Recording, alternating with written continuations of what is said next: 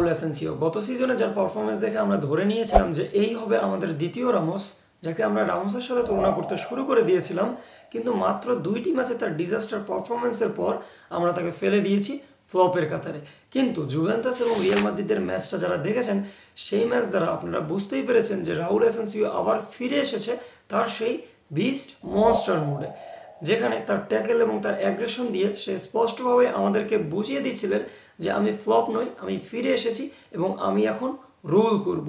এবং যেখানে তার লিটারালি একটা ক্লিয়ারেন্স দেখে আমার মনে হয়েছিল যে সার্জিও রামোস হয়তো ফিরে এসেছে, এবং সে যে ক্লিয়ারেন্সটা করেছে সেটা ছিল টপ নচ, এবং সেই একটা ক্লিয়ারেন্সের মাধ্যমেই রিয়াল মাদ্রিদ চ্যাম্পিয়ন্স লিগে 3টি পয়েন্ট পেয়েছিল।